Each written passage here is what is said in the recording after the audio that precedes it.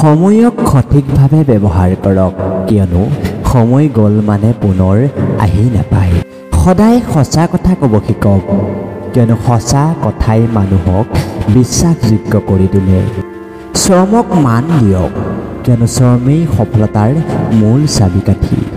অন্যক সহায় কৰিবলৈ শিকক, কিয়নো সহায়তাই সমাজত মৰম বৃদ্ধি কৰে।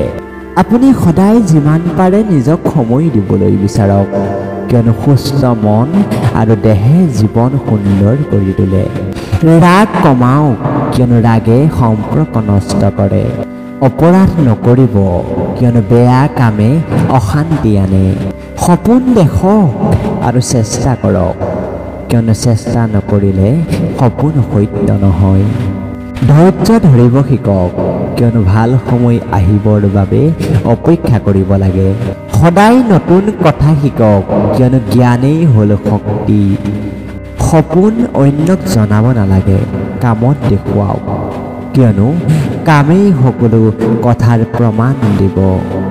সদায় ধন্যবাদ জনাওক, কিয়নো কৃতজ্ঞতাই জীৱন মিঠা কৰি তোলে। সৰু সুখবোৰ উপভোগ কৰিব শিকক, কিয়নো এইবোৰে জীৱন সুন্দৰ কৰি তোলে।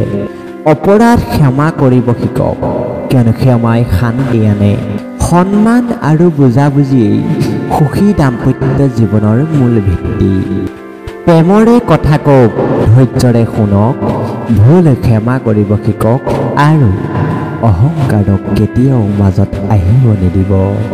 একে মনেৰে সৰু প্ৰচেষ্টাকো সন্মান কৰক আৰু একেলগে আগবঢ়াওক। পিতৃ পুত্ৰৰ সম্পৰ্কত কথা বাৰ্তা আৰু বুজাবুজি বহুত প্ৰয়োজন। পিতৃয়ে পুত্ৰক সময় দিব লাগে, তেওঁৰ সমস্যাৰ কথা শুনিব লাগে আৰু সঠিক পথ দেখুৱাব লাগে।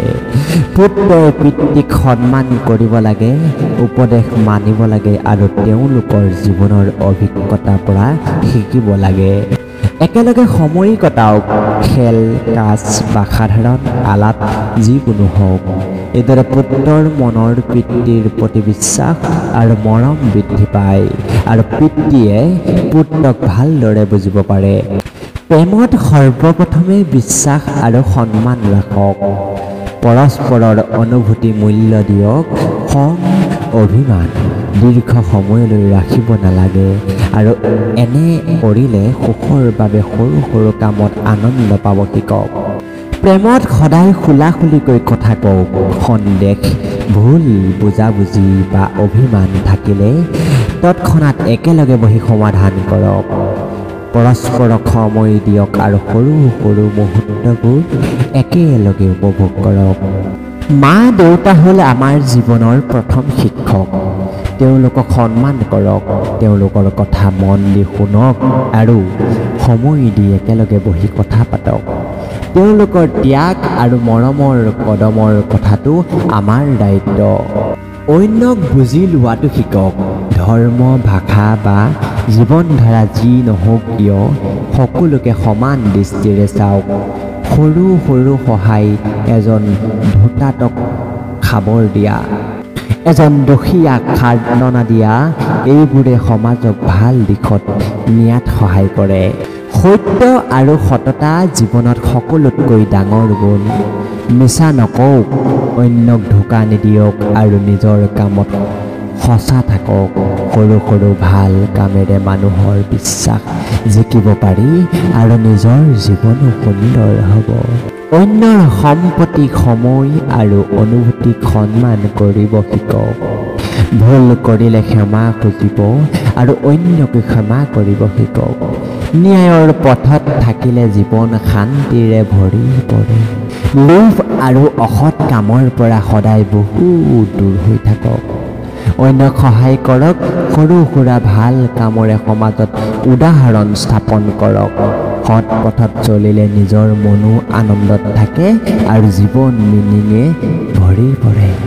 সদায় সত্য কথা কওক আৰু ন্যায়ৰ পথত থাকক। অন্যক বেয়া নকৰিব।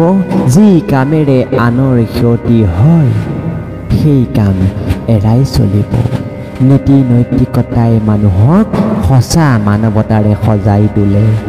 পৰিশ্ৰম কৰিব শিকক আৰু ধৈৰ্য ৰাখক। পৰিশ্ৰম আৰু ধৈৰ্যৰে জীৱনত যিকোনো লক্ষ্য সহজে পূৰ্ণ কৰিব পাৰিব। অলসতা আৰু খং অভিমানৰ পৰা আঁতৰি থাকক।